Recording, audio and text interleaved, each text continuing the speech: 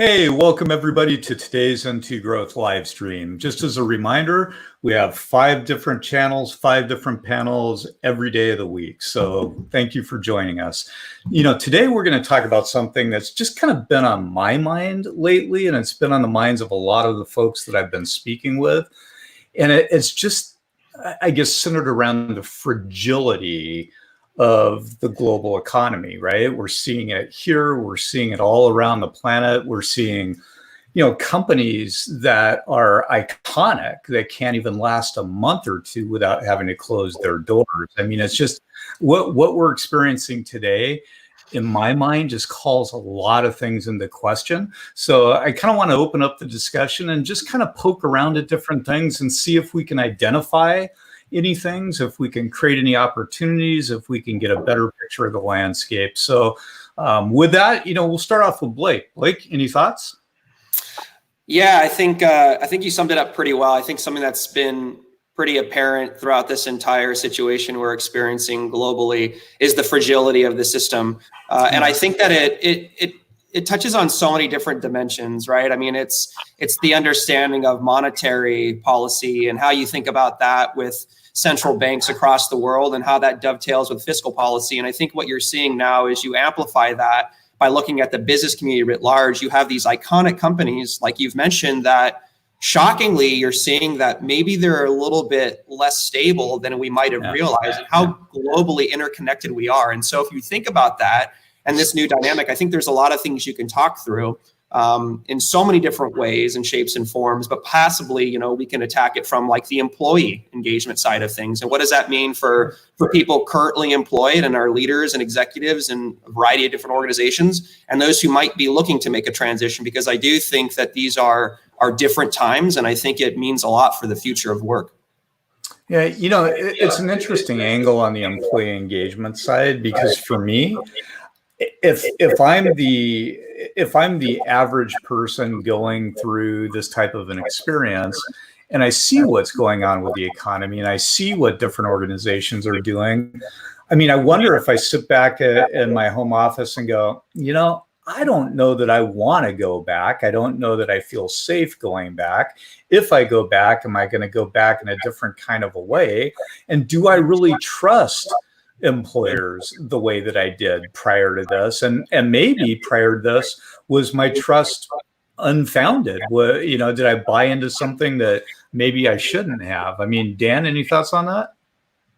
Yeah, I think fundamentally this is going to reshape the future of business. I mean, there's no question that any time a crisis such as this and of this magnitude happens, the companies that will survive will find a way to do so. They're going to fundamentally reshape their employee cultures. They're going to reevaluate everything top to bottom, from salaries to how the construct of their business is architected, to whether or not they need a physical location to keep cash inside of the business in the event something like this ever happens again, which as we now know, it's not a matter of if, it's a matter of when something of this magnitude hits the world again.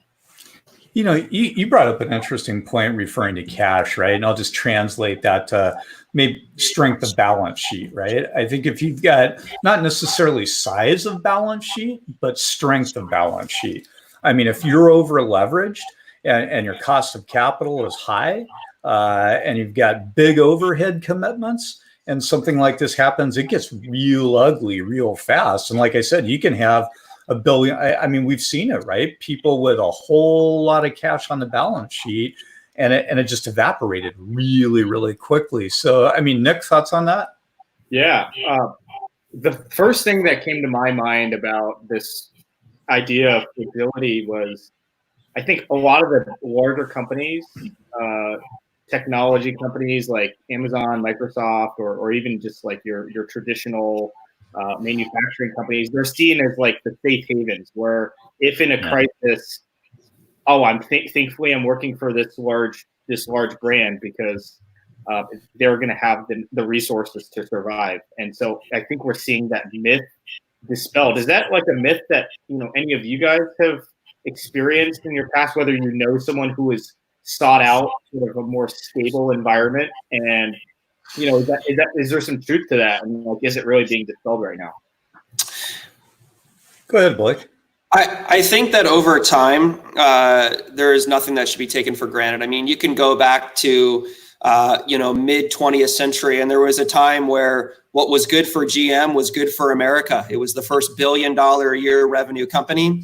It was a bellwether. It was the place to be. There was the idea of lifetime employment, and it was a good place to be. We saw later on, call it the 80s with, increased competition from overseas manufacturers. Certainly in 2009, when there was a bailout of the automotive industry, maybe that notion that like things are guaranteed, maybe that's been dispelled. And we see other things now today. I mean, that's just one example of an industry, and certain industries will always be more exposed to certain things than others. But I think that there is no such thing as a safe haven. I mean, I think another great pressing example right now is General Electric.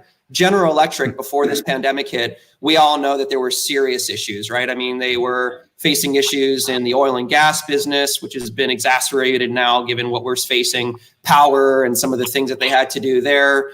But even some of their cash cows, right? Aviation was always a bright spot. And we know what's happening with aviation. And so again, these are companies that have always been seen as like the safe place to be. And I think if there's one thing we need to go back to the earlier point that I think, draws us to this discussion, is the fragility of this whole thing. There is no such thing as a safe haven. And I think the best thing people can do is not necessarily think about what company you can be a part of or what organization you could be part of to be safe, but what can you do as an individual? What skill sets can you develop to allow yourself to be able to navigate any sort of economic environment, because you're so valuable in the market that it's agnostic of the company that you're at. I think that's the right perspective. I think, great skill sets travel well. Great skill sets are always in demand. And I think, let your competency be your competency, right?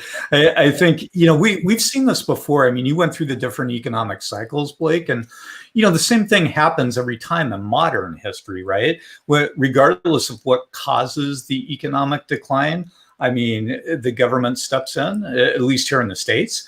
They'll pick their winners and their losers. Quantitative easing will come into play. They'll flood the market with a lot of capital and low interest rates, prop up the companies that they deem, too valuable to fail from their perspective.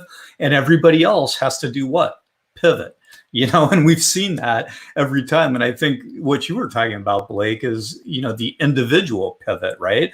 Most people of your generation either have a side hustle or are thinking about a side hustle. Maybe the side hustle needs to become the main hustle, right? So you have to think about what you're going to do to increase your value so that whoever the employer is or whatever the industry or sector or vertical or micro vertical is, you can plug in and you can add value. Dan, any thoughts on that? Yeah, I think, from my perspective, I think I can share it's a great time to be a marketer. I think there are a lot of companies who may have been, traditionally offline are now scrambling to get online. They're looking for new ways to turn their offline business, brick and mortar business, into an e-commerce opportunity. And with that, you need marketers with the skills of the future. So the marketers who were forward leaning, looking into digitizing and investing time in upskilling with Google Analytics and search engine optimization, learning how to use social media, which directly affects the 4 Ps of marketing: product, price, place, and promotion. Those types of skill sets and experiences are truly valuable in today's marketplace. And I think even 3 months ago, they may have been undervalued or a nice to have for some companies, but now they're nearly an essential piece to survive this situation. You can add a P to that persona, right? I mean, I think everything is getting a little bit more niche now, and that's kind of what we're talking about in terms of transferability of skills. I mean, if you have all the skills in the world, but you don't know how to position them or market them or associate them with who you are or make them available for other people to get access to, being in stealth mode is not necessarily a real good thing. Nick, thoughts? Yeah, I think what Dan said about really those forward-leaning people are going to be able to take advantage of a situation like this, because they're going to, market their skill sets that they've already been developing in the background. And I think that's one group of people, and then you have the group of people that are playing catch up a little bit, and that makes me think about education and how that model and that proposition is changed and is changing. You're seeing it's never been easier, I guess, to find specific skill sets that you want to pick up and find a course that's either free or paid online. Schools all have to transition to going to an online or a hybrid delivery model. So now's the best time to play catch up and to pick up those skill sets through all these different avenues that are becoming available online. And so I think it's just foot stomping the need to actually invest in learning and development individually, and then you're also going to see companies sponsor some learning and development for their employees as a benefit. You're going to see that continue. I think large companies traditionally have very structured learning and development programs. How do smaller companies add that type of value proposition for their employees? Because I think that's going to become a table stake for anyone looking to join a new company, is what sort of learning and development options are you going to provide for me as an employee? How can I invest in my own professional development? Yeah. And go ahead. I was just going to say, I don't think it needs to cost a lot of money either. When we look at traditional education and going to the university or going to online school, those things are great, but that may not be feasible for everyone, and maybe some of the people watching this. I like to leverage YouTube University. There's plenty of articles out there. You have to do a little bit of legwork and piece together, some ideas and concepts, but it's the combination of those skills that really makes an impact, I think, over time. It takes a little legwork, though. Yeah, I just keep trying to tie what's going on today to historical references, and I think it's become cliche. It's overused, but you can use that. The original members of the Fortune 500, right? How many of them are still on the list? And I think I think a lot of us tend to focus on a group, right? Whether it's the Fortune 500 or the Global 3000 or whatever list you look at when you try and assess business or assess that ecosystem. And look, we need to be looking at the future 500, the next 500, where those companies are going to come from and how they're going to be positioned. I mean, everybody's looking at, is this the end of globalization, or at least a pause on globalization? Are people going to try and reclaim their supply chains, or are they going to diversify their supply chains? I mean, people are making lots of interesting decisions right now. Is this the end of capitalism, or does capitalism just need to shift a little? I mean, this is such an interesting conversation, and you can take it in so many different directions. But what we've been talking about at the individual level is probably the most meaningful, right? Because wherever the economy goes, whatever happens to supply chains, whatever happens to corporate constructs and organizational design, again, if you have the right skill sets, if you carry the right toolkit, you're going to be in demand. Now, the environment that you operate from, that may look a little bit different, but again, it comes back to making yourself valuable. I mean, Blake, thoughts on that? No, I would completely agree with that. I think what changes here, and there are a lot of things that we can touch upon here, right? But like, what does this mean for globalism? What does this mean for capitalism, the future of capitalism? I think many would argue, as Mark Twain said, reports of my death are greatly exaggerated. But I do think that this is an iterative process, right? And so time will tell. We saw this in 2008, 2009. You started to see certainly more regulatory push when it came to financial services institutions, right? There was the Dodd-Frank Act. You have all these things about proprietary trading desks, capital ratios, all these things, right? And I think the difference between that and this is that certainly that was a little bit more focused on a particular sector. Now this is all encompassing, right? And I think what we're seeing is that, again, to go back to the fragility of the system, what does this mean for the hand of government, right? And the role of government moving forward? What does it mean for boards and oversight?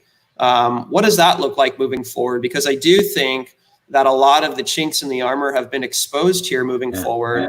And so I think that those are some of the things that will really be pushed upon. I do think, I would think it's impossible for there not to be some sort of realignment or at least reassessment of global supply chains. I don't think that unless serious regulatory, pushes come, that you're not going to see offshoring of operations, especially to lower cost jurisdictions. Especially for those trying to maximize shareholder value, but perhaps they start thinking about redundancies in the systems, or maybe there's an idea that certain industries, because they are incredibly important to national security, maybe those come onshore again. And what does that mean for people and how they think about business decisions, the way they balance the balance sheet, and all these things. And so those are some of the things that I think are on my mind as I start thinking through globalization and what this might mean moving forward. One of the things you mentioned, Blake, was interesting to me. The topic of boards and governance, right? And if you look at board dynamics and board structure and the role of a board in a corporate environment, not a lot has really changed since inception, right? I mean, we've had some evolution. We have a broader set of committees now. We have outside independent directors now. There are some things that have been put into place over time. We're now seeing a lot of diversification occur on boards. And those are all good things, right? All natural evolutions, but they're still operating within that same construct. And, I was having a fascinating conversation yesterday with Jeff Cohn, one of our teammates. And, we were talking about, is a board even relevant today? I mean, how many examples can you think of where a board member has actually been a whistleblower? Think about that. Is there a better structure? Is there a different vehicle altogether? Or have we just developed a professional class of directors that are I guess overseated, right? So you've got a board member that sits on 5 or 6 boards. That's how they earn their living, and that's the world they operate in. And so we've created this class of citizenry. But one could make the case that has played in to the development of activist shareholders, right?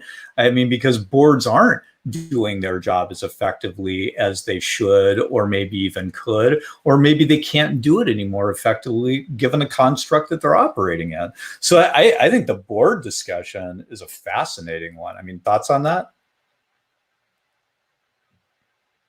Yeah, I completely agree that boards ought to play maybe a different role than in the past. And I think one of the things that we see from an executive search point of view is board communication filters down to the organization, usually through just a handful of people. There are those, and it goes both ways. There's a handful of people in the organization that have relationships with board members. And so that body that it's supposed to be an independent body that is reviewing decisions, aligning course, pushing back on trajectory if needed, and bringing up a need for data and things like that. But how those decisions end up getting filtered down and communicated to the rest of the organization, it's usually only through a few people. And so I think in some of those circumstances, you're seeing boards that maybe are not as effective as they could be, purely from a communication and relationship point of view. And it does go back to what you were saying, Mike, in that you have this class of citizenry. I guess you have individuals on the board that are sort of their own bubbles, if you will. And so the board might be 8 people, but the real decision makers might only be 2 of those folks. And so it's interesting. I have sat in literally hundreds of board meetings for public companies over the last decade, right? I mean, hundreds of them. And it's really interesting. I mean, the people in the room really bright, smart, sharp people, no doubt about it. But it's like they go in with one hand tied behind their back because of the construct, and then maybe the other hand's tied behind their back because of how they view their role, or how they see themselves participating in that construct. But now you go downstream to an early stage company that has a real working board, totally different dynamic, and somewhere along that path things change. And so, I see a lot of people aspire to be that professional board member, right? They go out and they check the box and they join NACD and they attend all the events and they put all the right information out there in hopes that they'll get a plum assignment. And I think, that's just broken in my mind. And we were talking yesterday about, what is the board of the future, or is the future that you even have a board? Is there a whole different type of governance construct that comes in? And so, it's an interesting discussion. None of that's going to happen quickly, but I promise you it will happen. Is it going to happen in 2 years, 5 years, 10 years? Don't know, but that construct will change. I mean, thoughts on that, guys?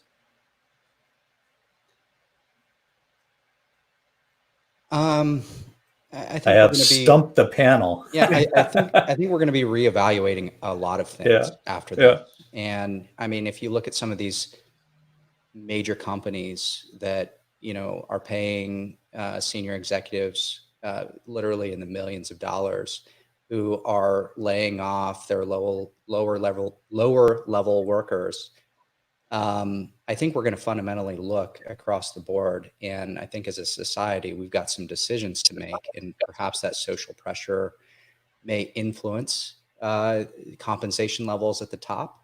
I mean, if you've got a CEO making $27 million a year between salary, compensation, options, that type of thing, and they're laying people off at the lowest levels, in which case the government needs to step in and do stimulus payments and bailouts and those types of things, where the corporation benefits, in turn paying an overdone salary. I think that could be something that we reevaluate as a society and perhaps adjust, because ultimately my children are going to be paying for this taxpayer fed stimulus payment. And this may be getting a little controversial, but I think as a society, we really need to look at these things and figure it out. I actually don't think it's controversial at all. I mean, most of my clients are the people that you described, right? I mean, most of my clients are the CEOs that have the very large compensation packages. And I think, I'll make a couple of points, right? When you sit in that chair, that is a huge, huge, huge responsibility. And some do better with it than others. Some act more responsibly than others. Some have adjusted their compensation on their own accord to be more in line with kind of more of a purpose-driven type of an enterprise type of an element, right? And they're kind of seeing what some of those differences can make. So the pendulum is starting to swing a little bit. But the problem that you have is that there is, I'll just call it a protected class of executives out there that have very vested personal interests in not seeing that landscape change. And so, I'm not anti-capitalism. I'm absolutely the opposite. I'm as pro-capitalist as you can be, but I want to see a couple of tweaks in the model that create a little bit more responsibility and accountability. And I guess I don't know if equality is a state that will ever be achieved, but certainly more balance. Thoughts on that, guys? Yeah, I would love to maybe just brainstorm a little bit about how compensation models could be adjusted to reflect the actual priorities and situations. So, if you in this environment, you're trying to prioritize, managing a distributed team, how do you try to incentivize people to actually do that and do that, in the way that, you think is appropriate? And, at the end of the day, compensation does influence behavior a lot. and how might the models need to change from the status quo, performance bonus, end of year type of bonus, long-term incentive plans based on stock price. How might need to shift to reflect priorities, given that those priorities could be radically different today versus last year. So just maybe any creative things you've seen, or what's the greatest comp package, the most creative comp package you've seen? Like, well, I've seen a lot of them, and they don't usually, that movie doesn't usually end well when you get too creative on comp. But I mean, the best example I can give you is, way back in the day, RTC Resolution Trust Corp, the first bank meltdown, right? The compensation plans were basically built to incent loan officers to get money out into the market, right? And so when you look back, I mean, the underwriting went to hell. Money was being pushed out the door to people that had no chance of repaying it. Boom, everything imploded. And you look back and you had, loan officers making more money than the bank CEO. So, to your point, an ill-conceived comp plan will create all kinds of damage. And I don't know that the comp plans that we all kind of look at, to your point, Dan, where the ratios are kind of have run amok. I think those comp plans aren't flawed, but they need to be tweaked, right? And I think what you have to do is you have to take that compensation and look at what you're really trying to accomplish. And if your sole motivation is profit motivation, if you are a pure 100% dyed-in-the-wool capitalist and your sole motivation is profit, that's going to create a lot of good things, but there are going to be some bodies left in the wake. And that's the pendulum swing that we're seeing, is kind of a recognition that profit is critical. It's important. Without it, there is no business, but there has to be a lot more than that. And that's where you start to engage the employees. That's where you start to have social impact. That's where you start to have a real purpose that, guess what, actually fuels profit faster, but without as many bodies left in the wake. I don't know. Thoughts on that, guys? Yeah, this is a pretty common theme. I know this idea of doing well by doing good. Yep. There's this notion, and something that actually was quite prevalent when I went to business school a couple years ago. There's the Friedman stance of like businesses exist to maximize shareholder profit, shareholder value. And that is certainly an incentive.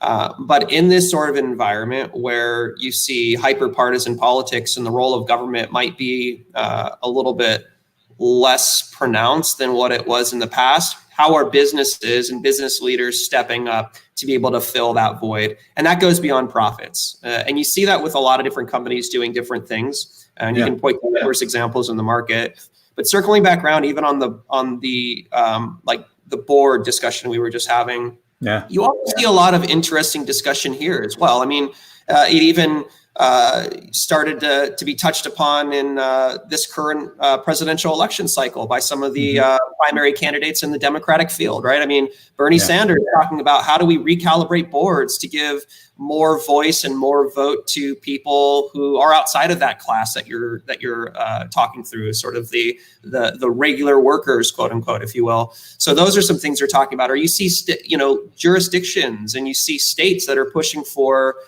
composition of boards that have to have so many people that are considered diverse, right? And so these things are happening. I think there is a push in a way that you've seen is very, very concentrated, more so than maybe what we've seen in the past. And I think it goes to the point of how businesses think through equity, how they think about their way to impact the world in a manner that might be outside of their normal product line. And perhaps businesses can be the force for societal and change in a way in the 21st century that they didn't really have in the past.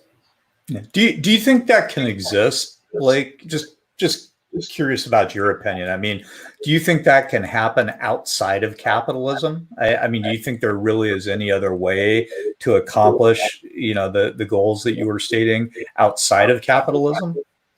Outside of capitalism, you mean like the private markets or the public markets, or well, let's just say, I mean, there's a big push in this country, right? I mean, this is kind of a wide-ranging conversation, but it's fun. There's a big push out there. There's a lot of people that would like to see, the United States become Venezuela North, right? There's a big push towards a socialist agenda, and I think these are discussions that absolutely flourish during times like this. And I think a lot of people can get spun up on a lot of different ideas. And there's always enough truth in any type of system to attract people to it. But the trick is the reality that underpins all of those gaps in truth, right? So I was just curious as to your thought on that. Yeah, so it's very interesting, right? Because you can look at it in cycles, and one could argue our last major presidential election cycle, you saw a resurgence of populism in the United States, and you've seen it elsewhere around the world, right? You saw it in Europe, you've seen it all over, and this is cyclical. You can look back, and there are these movements throughout history, right? And I'm not saying that it follows sort of a set pattern, but it's not uncommon. But I also do think there are a lot of factors that are going into it. The question here becomes like, I guess if you could look at like my generation, right? I'm a millennial, and I entered the workforce at a time where the Great Recession had just started. And so here you are, you're an individual entering the workforce, and you're dealing with something that has the ability to impact your lifetime's earnings potential, because maybe you're underemployed, or maybe you're not underemployed, but the earnings that you're receiving are less than what they would have been. And what does that mean? And what does that mean for home ownership rates? And what does that mean for families and starting a family, or all these other things that go into it? And I think what you see here is generally, and I don't have the numbers, but this is a general sentiment that you can look up, but like millennials, for instance, have generally less trust in capitalism than what you see in prior generations because of what they've been dealt with. You look at like the incredible increase in the amount of student debt, right? I mean, in 2006, it was roughly $500 billion. That number today is about 1.5 trillion. I mean, that's a huge CAGR over the past 10 plus years. And so I think what you see is, okay, not that government can't be one of the most impactful forces for positive change. I don't think people necessarily debate that, but it's the nuances around it, right? How do you take a system that is imperfect, because capitalism is a system that is made by people. People are not infallible, right? So they're imperfect. Yeah. Right. Yeah. But how do you think about the role of government, the role of capitalism as we see it today, and how you might be able to recalibrate to make it more equitable? And I think those are the sort of discussions that we're really having and that are being promulgated right now, given the situation that we're facing with the coronavirus in a more acute way than we've seen in the past. I think times like we're in right now, if you've got a great balance sheet, you'll survive. But if you don't have a great balance sheet, you're only going to survive with creativity and innovation. And so I promise you that the time we're in right now will spawn innovation. And some of those innovations will come in the package of maybe a different board model or governance model, or government interventions or lack thereof, or I'm pro wealth. If people can create wealth in this world, more power to them, right? I really struggle with the wealth inequality that exists, right? I'm not anti-wealth, but I understand that there's large populations of people that are really struggling. And if you go back to the founding of this country, the cost of living, differential versus what you have today. I mean, if you were struggling when this country was founded, well, we were an agrarian society, and you could carve out a living. I mean, you could trap, you could hunt, you could farm, but you had a readily available way to create some level of economic stability for yourself. In today's world, if you're at the bottom of that ladder, there are a lot of challenges. There's a big uphill climb, and not that you can't make it, and not that a lot of people don't make it, but it's a tough climb. So I think as a society, we've got to fix some of those systemic problems that Dan, you, and Blake have been mentioning. I mean, Nick, what's your thought on that? Yeah, what Blake said about like the generations of people that I guess entered the workforce or grew up in a sense with this type of economic environment. I was listening to Adam Grant, one of the professors at work, and they did a study. He didn't do a study, but he cited a study that executives today that grew up in those sort of troubled economic times are less likely to reward themselves financially compared to their peers that maybe are of a different generation.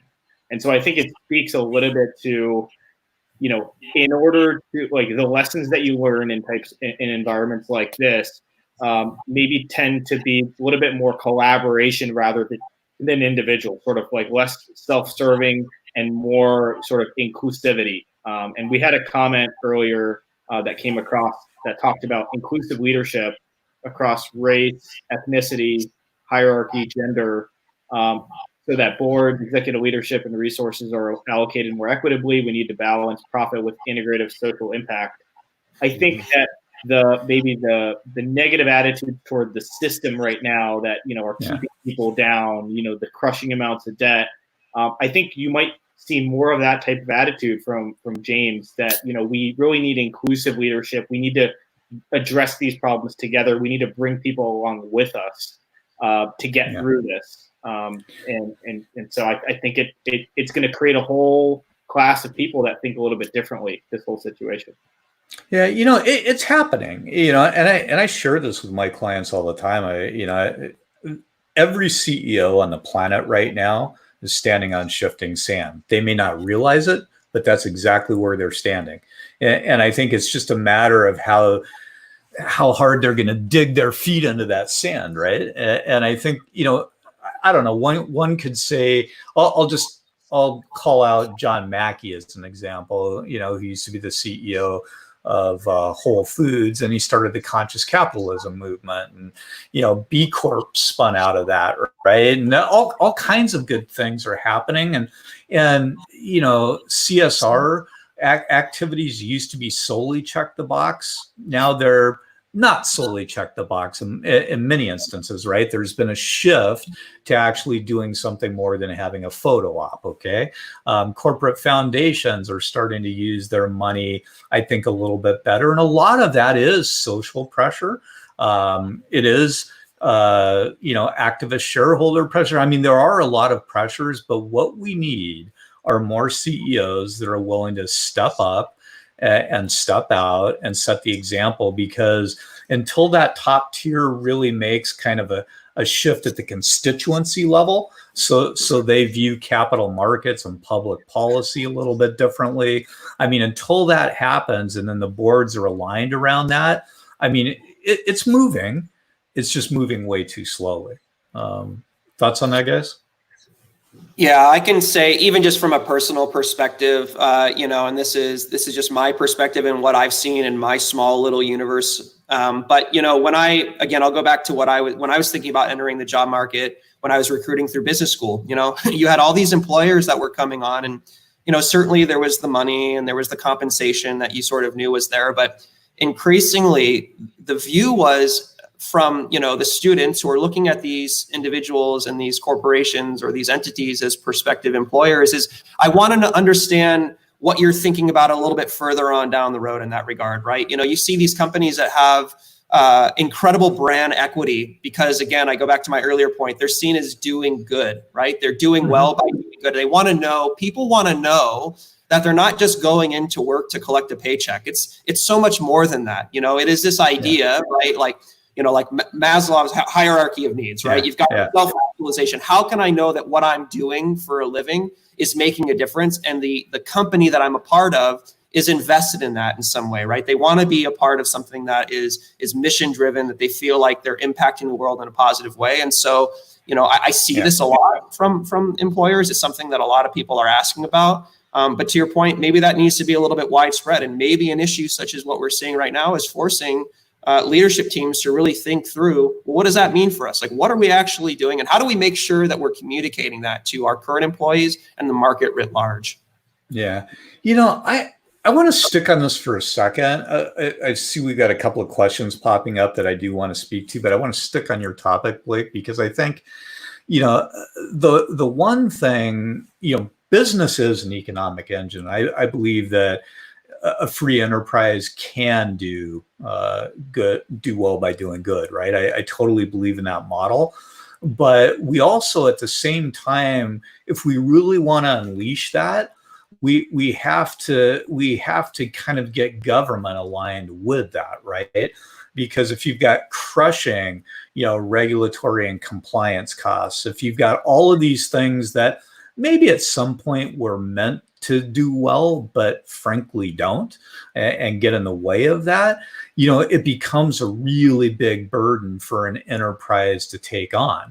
And so I think there needs to be kind of a public-private alignment of really, where do we want to see the country grow? What do we want to see it look like? Well, so I'll give you an example. I mean, I've got a wall over here that's just this giant whiteboard, and a full third of it is just variations on comp models that I think about for our business and I think about for our clients, right? I mean, let's talk about student debt for a second. Anybody got any idea how much cash Microsoft has on their balance sheet? A bunch. I mean, a lot, right? And suffice it to say, if you look at Microsoft's global workforce and you look at how many of the people that are working and adding value and contributing to Microsoft have student debt, and then you look at the amount of cash that Microsoft carries on that balance sheet, they could wipe that debt out in a nanosecond, right? Change the lives of all of their workforce, build more brand equity, build a better, stronger culture. But if they were to do something like that, guess who would hand their heads to them? Other shareholders, right? So we have to kind of come together. Like I've got a plan over here that would pay off your student debt, Blake. I'm just trying to figure out how to actualize it and still grow the company, right? So, it's just being in a mindset where you think about things like this at the top. I mean, we've made a lot of changes around here in comp over the last couple of years. I kind of scratch my head and I go, well, some of them for the better, some of them not sure it's going to work out. We'll tweak some more, but I want to make this place so impactful to the people that work here that we can take that impact and extend it into the market, right? And what we do for a living around here every day, advise leaders and help corporations get really great talent. Well, in my mind, part of that really great talent is a keen intellect, but it's also kind of a compassionate heart, right? We want to assess the entirety of the human being and put a good human being in a senior executive leadership role, right? Not somebody that's just trying to maximize W-2. I think those people are going to become relics in the not too distant future. So, other thoughts on that, guys? Well, something that comes to mind, and I don't necessarily have the answer to this, is Mike, you say this very often. We need to not focus on who's right, but what's right. And I think as a society, as a culture, we're going to have to figure out what that looks like. We're going to need to collectively come together and work towards that. Yeah. I mean, wouldn't it be fun if, now we'll go full circle back to the employee, right? And how an employee chooses their employer. Wouldn't it be fun if, as an employee, you didn't go someplace and trade your time for a paycheck, but you went someplace that valued you as a human being? Yes, they gave you a paycheck. And yes, maybe they wiped out your student debt, or maybe there were things that are important to you, Nick, or are not so important to you, Blake, and maybe less important to you, Dan. But, we start to be able to kind of navigate in ways that are really meaningful to people. And then as they evaluate an employer, they can figure out, where can I take the entirety of my skill set and really make that contribution, right? So we're not kind of trapping the workforce and throwing them a bonus at the end of the year and, playing those types of, proverbial hanging the carrot out in front of the face on a stick game, but we're doing better than that. And I think we're going to get there, or to some derivation of that, because we're being forced there. Part of it is by what we're experiencing right now, but part of it, Nick and Blake is with generations like you, and Dan, you're kind of between Nick and Blake and I, but we're all feeling it. We're all sensing it. It's just that we have to root out the class of people that isn't switched on yet, or we need to flip their switch. And those are the people that largely control the ability to do this at scale. And that's, I think, Blake, what you've been talking about is the people that are in the positions to do the most with us seem to be often least inclined to. And I think that's the issue that we need to address. Hey, let's pick off some of these questions. Dan, why don't you grab one of these things that looks interesting, and let's answer a couple of questions before we wind it up today. So there is a question from Rosemarie. If we could put that up. All right. So Rosemarie says, where do you see with service industries like the beauty salons, restaurants, etc.? Thoughts on that? Anybody want to tackle that? I'll give it a crack if nobody else wants to.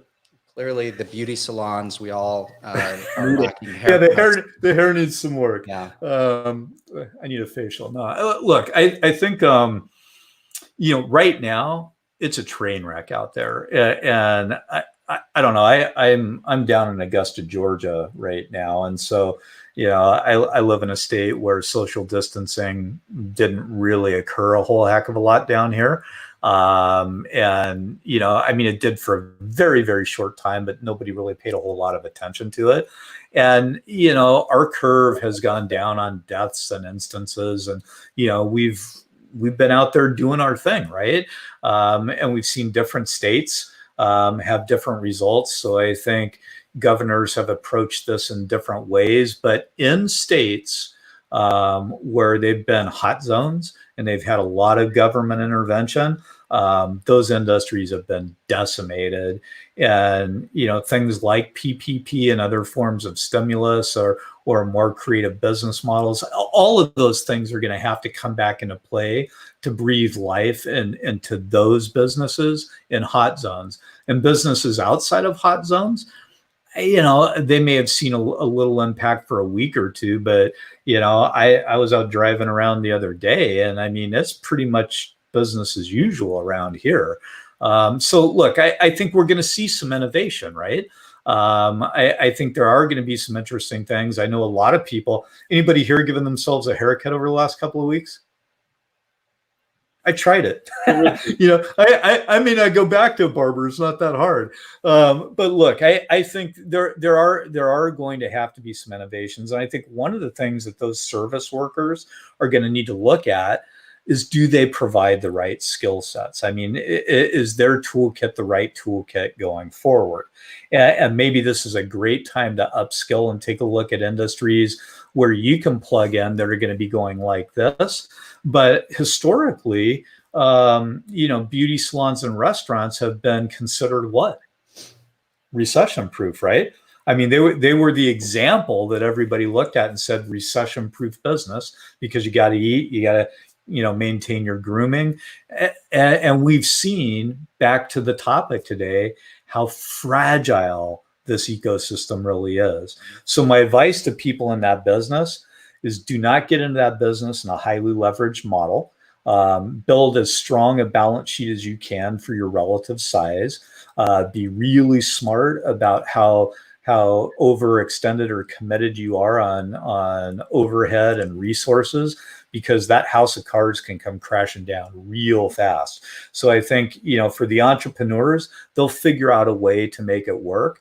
And people that are actually working in that industry that have been affected by it, I don't think there's a right or wrong answer here. It's a personal choice. Are you going to stick it out and ride it, or are you going to change directions and pivot? And I think every individual has to make their own decision there. Guys, any thoughts on that? I've seen some pretty interesting things over the last couple months. Many of the restaurants have been going online and being taking part in the delivery services. Yep. I've seen mobile haircuts and hairdressing where people come to your home and they wear the protective equipment and gear. could this be the new normal? I don't know, but for now, I think it's you know, the smart companies are learning how to adjust and adapt into this this current environment. You know, I think there will be a new normal for virtually every industry. I mean, everybody's going to have to shift a little bit, and everybody's going to have to do certain things different. But I guess what I'd say to everybody watching, regardless of where you are out there, if you're, you know, an entry-level employee, somebody that's, you know, midway on their journey, or somebody that's deep into the life cycle, probably sucking, you know, oxygen out of the room like me, you know, we're all going to have to make some changes, right? And we're all going to have to pivot a little bit. And it's the businesses that pivot now, and it's the people that pivot now, that are going to transition well. So I just challenge everybody, you know, look at this time, as tragic as it is. I'm not going to minimize it. There's been a lot of devastation out there.